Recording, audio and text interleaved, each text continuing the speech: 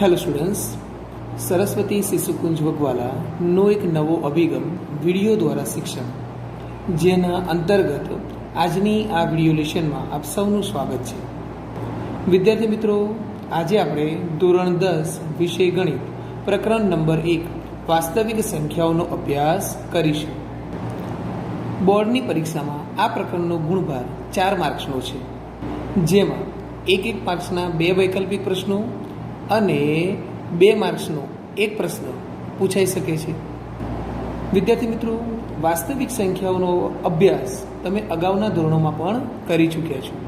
તો ચાલો થોડાક પુનરાવર્તન અને પ્રાથમિક પરિચય દ્વારા પ્રકરણની શરૂઆત કરીએ. વિદ્યાર્થી મિત્રો, આ વિવિધ સંખ્યાગણ વિશેની માહિતી તમે અગાઉના ધોરણોમાં પણ મેળવી ચૂક્યા છો. તો લેટ્સ રિવાઇઝ. પ્રાકૃતિક સંખ્યાગણ, જેને અંગ્રેજીમાં નેચરલ નંબર્સ કહે છે, એને એન વડે દર્શાવાય. પ્રાકૃતિક સંખ્યાગણમાં કોનો સમાવેશ થાય? તો ગણતરીની તમામ ધન સંખ્યાઓનો સમાવેશ. ગણતરીની સંખ્યાઓનો સમાવેશ પ્રાકૃતિક સંખ્યાગણમાં થાય છે, 1 2 3 4 અનંત સુધી. પૂર્ણ સંખ્યાગણ, જેને હોલ નંબર્સ કહે છે, જેને ડબલ્યુ વડે દર્શાવાય.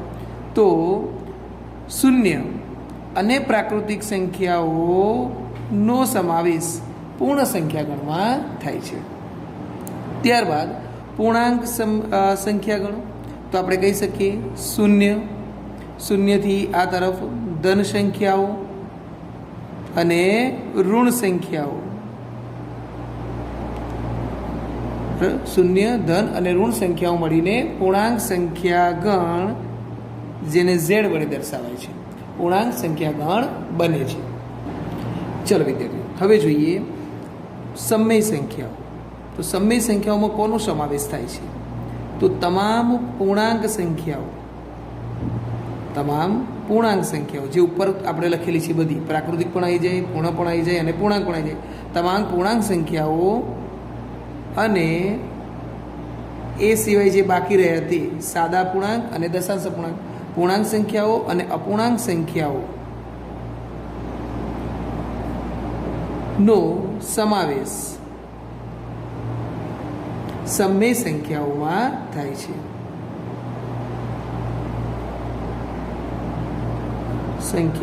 એટલે આપણે એવું કહી શકીએ કે પૂર્ણાંક સંખ્યાઓ અને અપૂર્ણાંક સંખ્યાઓના જથ્થાને સમય સંખ્યાઓ કહે છે.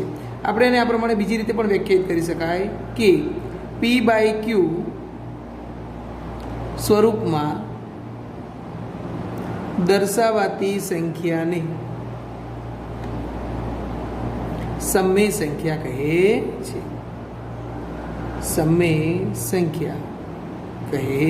છે. સમય સંખ્યાગણ, જેને Q વડે દર્શાવાય છે. તો આપણે જોયું કે તમામ પૂર્ણાંક અને અપૂર્ણાંક, કે તમામ પૂર્ણાંક અને અપૂર્ણાંક, -2/3, -1.2 લઈ શકાય, -1, 0, 0.5, 1/4 કે 2. આમ આ બધી સંખ્યાઓ મળીને શું બને છે વિદ્યાર્થીઓ? સમય સંખ્યાગણ. તો આપણે જોઈ શકીએ છીએ એમાં શૂન્યનો સમાવેશ થાય, ધન પૂર્ણાંક અને ધન અપૂર્ણાંકનો સમાવેશ થાય, દશાંશ અપૂર્ણાંકનો સમાવેશ થાય, એ જ રીતે ઋણ પૂર્ણાંક અને ઋણ અપૂર્ણાંકનો પણ સમાવેશ થાય છે. ત્યારબાદ છે અસમય સંખ્યાઓ. તો આપણે અહીંયા લખી શકીએ કે જે સમય નથી, જે સંખ્યાઓ સમય નથી તેને અસમય સંખ્યા કહે છે. જે સંખ્યાઓ સમય નથી તેને શું કહેવાય છે? અસમય સંખ્યાઓ કહે છે. તો આપણને પ્રશ્ન થાય કે અસમય સંખ્યાઓ કોને ગણવી? તો એવી સંખ્યાઓ કે જેનું આપણને વર્ગમૂળ ધન પૂર્ણાંકમાં ન મળતું હોય, જેમ કે વર્ગમૂળમાં 2, વર્ગમૂળમાં 5, વર્ગમૂળમાં 7, કે આ સિવાય આપણે લઈ શકીએ ઘનમૂળમાં 4, કે ત્યારબાદ ઘનમૂળમાં 25, કે તો આ બધી સંખ્યાઓ એવી છે કે જેના n મૂળ આપણને ધન પૂર્ણાંકમાં મળતા નથી. આ સિવાય બીજી સંખ્યાઓ લઈ શકાય કે અસમય સંખ્યા સાથેનો સરવાળો, અસમય સંખ્યા સાથેની બાદબાકી, અસમય સંખ્યા સાથેનો ગુણાકાર અને એ જ રીતે અસમય સંખ્યા સાથેનો ભાગાકાર. આ દરેકનો સમાવેશ પણ શેમાં થાય છે વિદ્યાર્થીઓ? અસમય સંખ્યાઓમાં થાય છે. આ બધી સંખ્યાઓને આપણે અસમય સંખ્યાઓ કહે છે. આમાં એક ખાસ પોઈન્ટ આપણે યાદ રાખવાનો રહેશે વિદ્યાર્થી મિત્રો. શેની નિશાની છે તમને યાદ જ છે? પાઈ. ઓકે, તો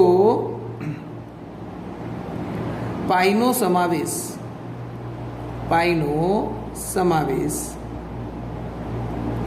અસમય સંખ્યામાં થાય છે. અસમય સંખ્યાઓમાં થાય છે. એટલે કે પાઈ એ અસમય સંખ્યા છે. ઓકે, પરંતુ પાઈનું જે મૂલ્ય છે, પાઈનું 2 દશાંશ સ્થળ સુધીનું મૂલ્ય, 2 દશાંશ સ્થળ સુધીનું મૂલ્ય એટલે કે 3.14 22/7 બરાબર છે. નો સમાવેશ સમય સંખ્યાઓમાં થાય છે. સમય સંખ્યાઓમાં થાય છે. તો વિદ્યાર્થીઓ એક આ પોઈન્ટ આપણે ખાસ યાદ રાખીશું કે પાઈ એ અસમય સંખ્યા છે. પાઈ એ શું છે? અસમય સંખ્યા છે. જ્યારે પાઈનું મૂલ્ય 3.14 કે 22/7 એનો સમાવેશ શેમાં થાય છે? સમય સંખ્યાઓમાં થાય છે. તો વિદ્યાર્થીઓ આ બધી બાબતો તમે અગાઉના ધોરણમાં અભ્યાસ કરી ચૂક્યા છો. હવે આપણે શરૂ કરીએ આપેલ પ્રકરણથી. વાસ્તવિક સંખ્યાઓ. વાસ્તવિક સંખ્યાઓ એટલે શું? તો આગળ આપણે જોયું તેમ તમામ પ્રાકૃતિક, પૂર્ણ, પૂર્ણાંક અને અપૂર્ણાંક આ બધાનો સમાવેશ શેમાં થાય વિદ્યાર્થીઓ? સમય સંખ્યાઓ. અને એ સિવાય જે વધી તે એને આપણે કહીશું અસમય સંખ્યાઓ. તો આમ કહી શકાય કે સમય સંખ્યાઓ અને અસમય સંખ્યાઓ ના જથ્થાને વાસ્તવિક સંખ્યાઓ કહે છે. વાસ્તવિક સંખ્યાઓ કહે છે. તમામ સમય સંખ્યાઓ અને અસમય સંખ્યાઓનો સમાવેશ શેમાં થાય છે વિદ્યાર્થીઓ? વાસ્તવિક સંખ્યાઓમાં થાય.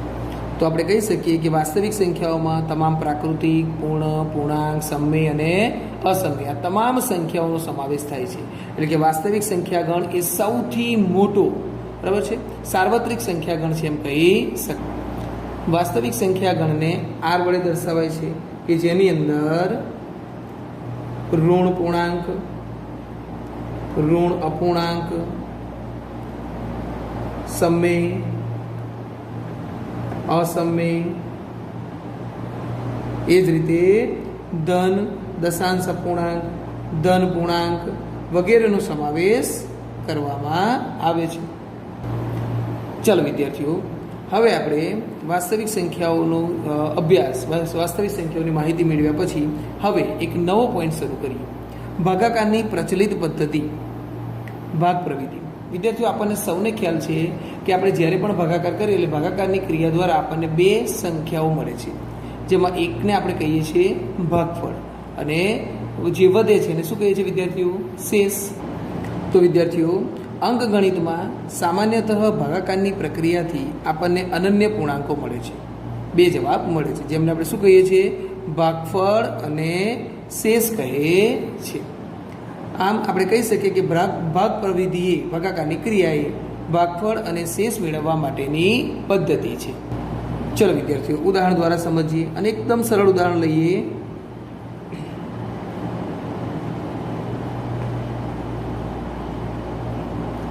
(17/3) તો આપણને ખ્યાલ છે કે 3 × 5 = 15 અને 17માંથી 15 બાદ કરીએ એટલે વધે 2, જેમાં આપણે 5ને ભાગફળ અને 2ને શેષ કહીએ છીએ.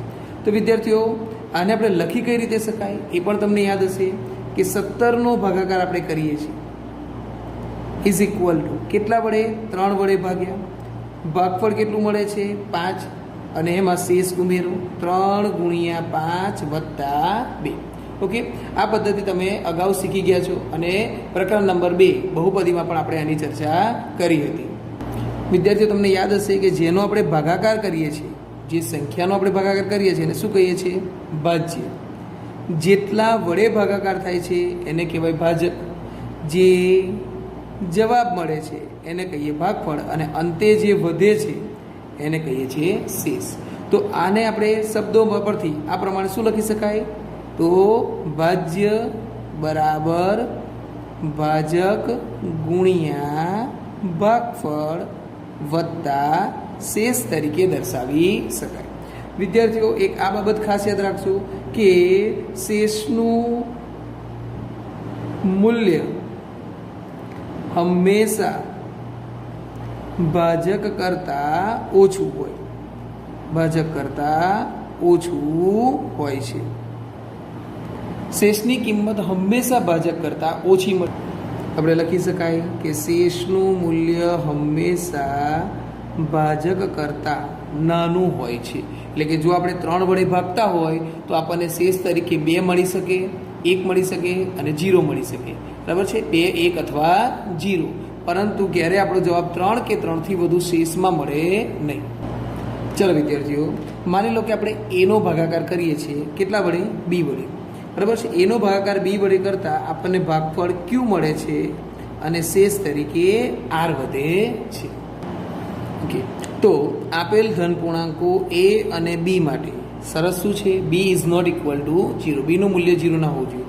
આપેલ પૂર્ણાંક એ અને બી માટે આપણને અનન્ય પૂર્ણાંકો ક્યુ અને આર, ભાગફળ અને શેષ એવા મળે કે જેથી A is equal to B Q plus R, ભાજ્ય બરાબર ભાજક ગુણ્યા ભાગફળ વત્તા શેષ, કે જ્યાં શેષનું મૂલ્ય 0 હોઈ શકે, 0થી વધુ હોઈ શકે, પરંતુ ક્યારેય પણ એ ભાજક જેટલું હોઈ શકે નહીં. મતલબ કે શેષનું મૂલ્ય હંમેશા ભાજક કરતાં ઓછું કે 0 હોઈ શકે છે.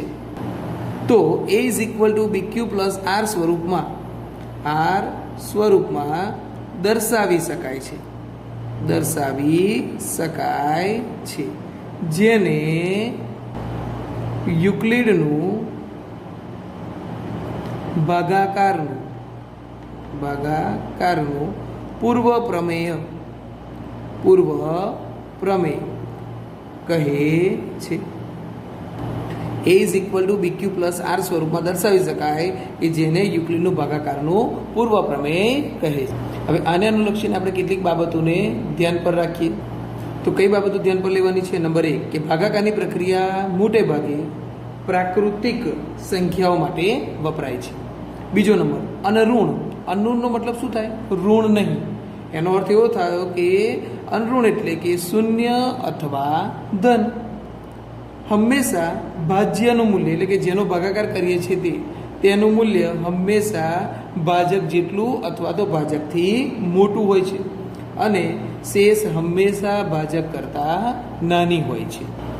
પહેલો પ્રશ્ન આપણે સમજીએ. A is equal to B Q plus R સ્વરૂપમાં દર્શાવો. નંબર 1 લઈએ છીએ 23 અને 5.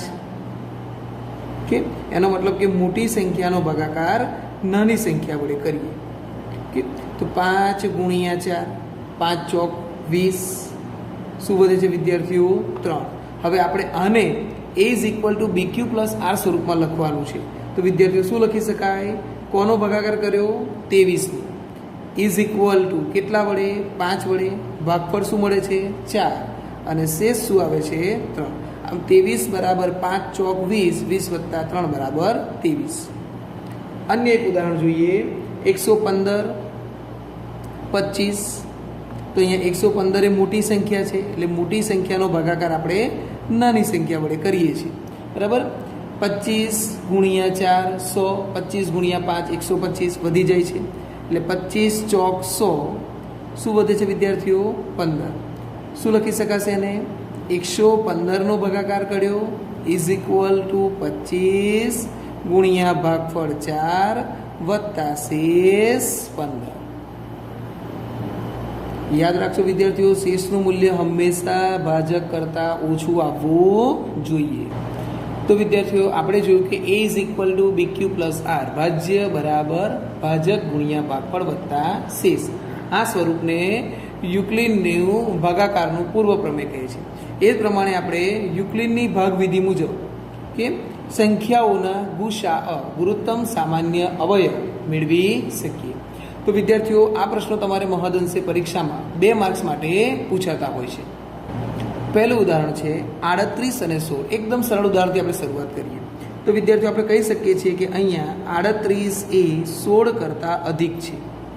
મોટી સંખ્યા એને આપણે ભાજ્ય દર્શાવીશું. એનો મતલબ થાય કે 38નો ભાગાકાર કરવાનો છે કેટલા વડે? 16 વડે.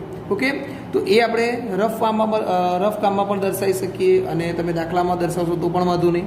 તો અહીંયા જોઈએ વિદ્યાર્થીઓ, 38 ભાગ્યા 16, તો 16 દુ 32, શું વધે છે? 6. હવે આને આપણે અહીંયા a is equal two BQ plus R સ્વરૂપમાં દર્શાવવાના છે. તો શું લખી શકાય વિદ્યાર્થીઓ? 38નો ભાગાકાર કરીએ છીએ કેટલા વડે? 16 વડે, ભાગફળ 2 અને શેષ વધે છે 6. તો આપણે આવું લખી શકીએ વિદ્યાર્થીઓ, 38 બરાબર 16 ગુણ્યા 2 વત્તા 6. હવે શું? તો હવે આ 16નો ભાગાકાર 6 વડે કરવાનો. 16નો ભાગાકાર 6 વડે, આ બીજું સ્ટેપ થશે. તો 16 બરાબર 16નો ભાગાકાર 6 વડે, એ 16 અહીંયા લખો. હવે આ થઈ ગયા 16 ભાગ્યા 6, 16 ભાગ્યા 6, તો 6 દુ 12, શું વધે છે વિદ્યાર્થીઓ? 4. હવે આને આપણે લખીએ, 16 બરાબર 6 વડે ભાગાકાર કર્યો, ભાગફળ કેટલું મળે છે? 2, 6 દુ 12 અને શેષ શું વધે છે? 4. 6 ગુણ્યા 2 વત્તા 4 સ્વરૂપમાં લખી શકાય. ઓકે, આ ક્રિયા ક્યાં સુધી ચાલુ રાખવાની? જ્યાં સુધી આપણને છેલ્લે શેષ 0 ન મળે ત્યાં સુધી. તો હવે 6નો ભાગાકાર 4 વડે, 6નો ભાગાકાર 4 વડે. ઓકે, તો અહીંયા લઈએ વિદ્યાર્થીઓ, 6 ભાગ્યા 4, 4 એકા 4, 6 માંથી 4 ગયા બી. હવે આને શું લખી શકાય? તો 6 બરાબર 4 ગુણ્યા 1 વત્તા 2, 4 એકા 4 વત્તા 2 છે. અને લાસ્ટમાં 4નો ભાગાકાર 2 વડે, 4નો ભાગાકાર 2 વડે, તો 2 ગુણ્યા 2 વત્તા 0. વિદ્યાર્થીઓ, ભાગાકાર કરવો એવું જરૂરી નથી. આપણે જો મૌખિક લખી શકતા હોય તો આની કોઈ જરૂર નથી. બરાબર છે? તો આપણે લખી શકીએ કે 4નો ભાગાકાર 2 વડે કરીએ તો 2 દુ 4, 4 માંથી 4 ગયા 0. એટલે અહીંયા શેષ શું આવશે વિદ્યાર્થીઓ? 0. ઓકે, તો છેલ્લે આપણને શેષ 0 મળે છે. છેલ્લે શેષ શું મળે છે? 0. ઓકે, તો આપણે પસંદ કરવાની છે શૂન્યેતર શેષ.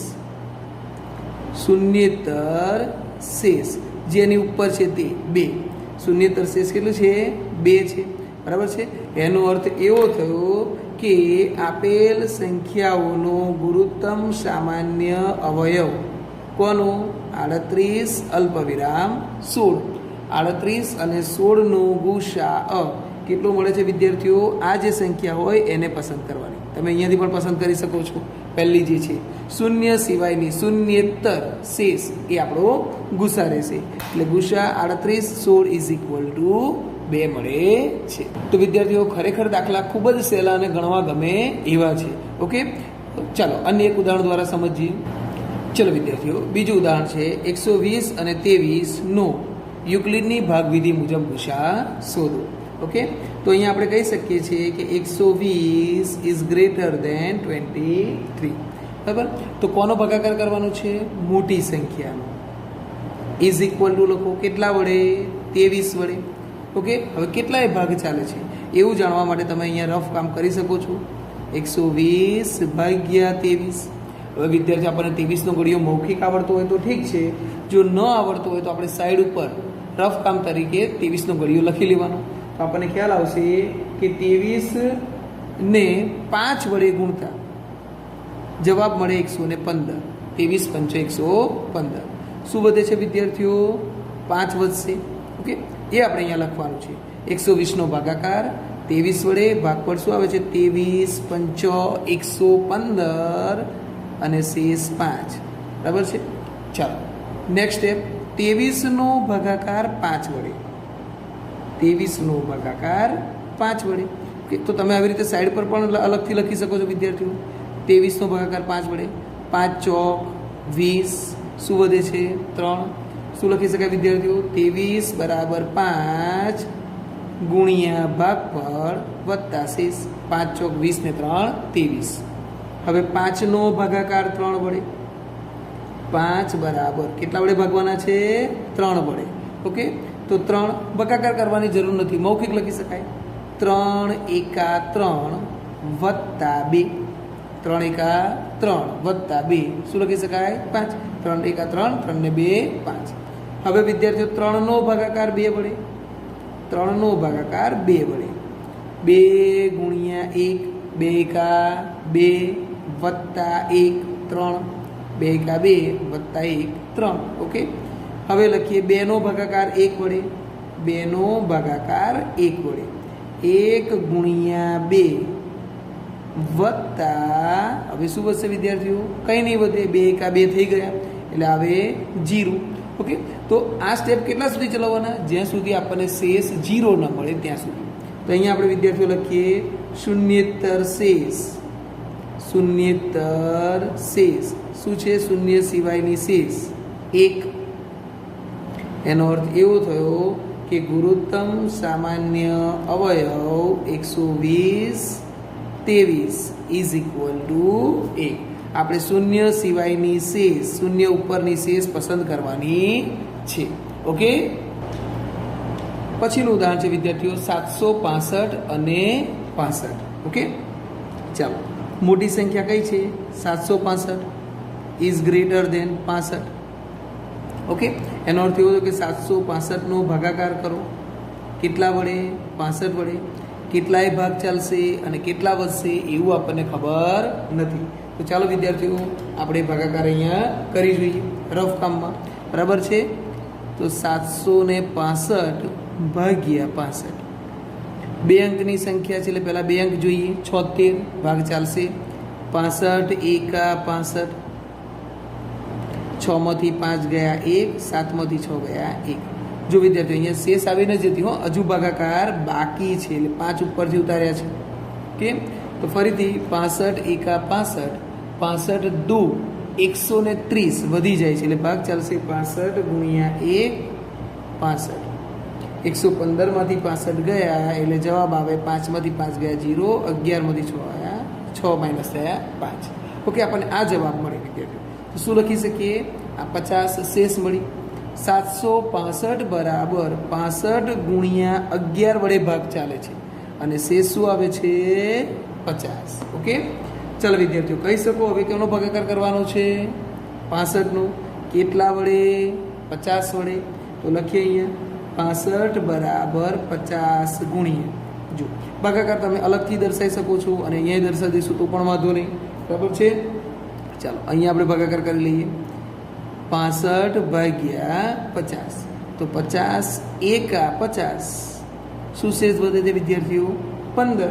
બરાબર છે, મૌખિક પણ લખી શકાય. 50 એકા 50 વત્તા 15 65. ચાલો વિદ્યાર્થીઓ હવે 15 નો ભાગાકાર, સોરી 50 નો ભાગાકાર 15 વડે. 50 બરાબર 15. જો વિદ્યાર્થીઓ આપણે ભાગાકાર કર્યા છે એ મૌખિક પણ લખી શકીએ છીએ. ક્યારે? જો આપણને ઘડિયા બરાબર આવડતા હોય તો 15 એકા 15, 15 દુ 30, 15 તાલી 45, 45 ને 5 50. 15 તાલી 45 વત્તા 5 50. ચાલો વિદ્યાર્થીઓ હવે 15 નો ભાગાકાર 5 વડે. 15 નો ભાગાકાર 5 વડે. 5 એકા 5, 5 દુ 10, 5 તાલી 15 થઈ ગયા. 5 તાલી 15 એટલે શેષ શું આવશે? 0. તો આપણે કહી શકીએ કે શૂન્યેતર શેષ કેટલા છે વિદ્યાર્થીઓ? શૂન્યેતર શેષ 5. ખબર છે? 5 છે. એનો અર્થ એવો થયો ગુરુત્તમ સામાન્ય અવયવ 765 is equal two 5. Next example, અહીંયા આપણે 3 સંખ્યાઓ પસંદ કરી છે. હવે વિદ્યાર્થીઓ 3 સંખ્યાઓનો ભાગાકાર એક સાથે તો થાય નહીં. બરાબર છે, આપણે આ 3 સંખ્યાઓનો ગુસા શોધવાનો હોવાથી શું કરીશું? સૌ પ્રથમ કોઈ પણ 2 સંખ્યાઓનો ગુસા શોધી લઈએ. કોઈ પણ 2 સંખ્યાઓનો. તો અહીંયા આપણે પહેલી 2 સંખ્યાઓ પસંદ કરીએ છીએ. વિદ્યાર્થીઓ કોઈ પણ 2 પસંદ કરી શકાય, 1, 2 અને 3 માંથી. આપણે પહેલી 2 પસંદ કરીએ છીએ તો આપણે કહી શકીએ કે 504 એ 120થી અધિક છે. બરાબર, એટલે 504 નો ભાગાકાર કરવાનો છે. કેટલા વડે? 120 વડે. કેટલાય ભાગ ચાલશે ખબર નથી. ચાલો ભાગાકાર કરીએ. અહીંયા 504 ભાગ્યા 120. 12 એકા 12, 12 દુ 24, 12 તાલી 36 ને 12 ચોક 48. 120 ગુણ્યા 4 બરાબર 480. શું વધે વિદ્યાર્થીઓ? શેષ 24. ક્લિયર? ભાગાકાર આપણે જાતે કરવાનું છે, કેલ્ક્યુલેટરનો ઉપયોગ આમાં કરી શકાશે નહીં. તો લખીએ 120 ગુણ્યા 4 વત્તા શેષ 24. હવે 120નો ભાગાકાર 24 વડે.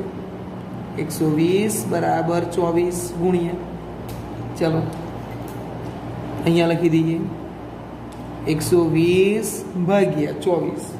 તો 24નો ઘડિયો લખવો પડે સાઈડ ઉપર, બરાબર છે. 24 એકા 24, 24 દુ 48, 24 તારી 72, 24 ચોક 96, 24 પંચા 120. બરાબર છે. તો જોઈએ વિદ્યાર્થીઓ, 24 ગુણ્યા 5 120 અને શેષ શું આવે છે? 0. એટલે આપણે કહી શકીએ કે ગુરુત્તમ સામાન્ય અવયવ 120 અને 504 ઇઝ ઇક્વલ ટુ કેટલા ગણાશે બેટા? શૂન્યેતર શેષ, શૂન્ય સિવાયની શેષ કઈ લેવાની છે? 24. એટલે અહીંયા આપણો ગુસા આવશે 24. તો આપણે બે સંખ્યાઓનો ગુસા મેળવ્યો 24. હવે એ જે ગુસા મળ્યો એ સંખ્યા અને બાકી રહી તે સંખ્યા, એનો ફરી ગુસા શોધવાનો, બરાબર છે. હવે શું શોધવાનું છે વિદ્યાર્થીઓ? 24 અને ગુસા કોનું શોધવાનું છે? 24 અને બાકી રહી તે સંખ્યા 882. બરાબર છે. તો ચાલો 882 એ મોટી સંખ્યા છે. 882 ઇઝ ગ્રેટર ધેન 24. એટલે 882નો ભાગાકાર કરીએ. કેટલા વડે? 24 વડે. શું જવાબ મળે છે? એના માટે રફ કામ કરવું પડશે. 882 ભાગ્યા 24. 24 એકા 24, 24 દુ 48, 24 તારી 72, 24 ચોક 96 વધી ગયા.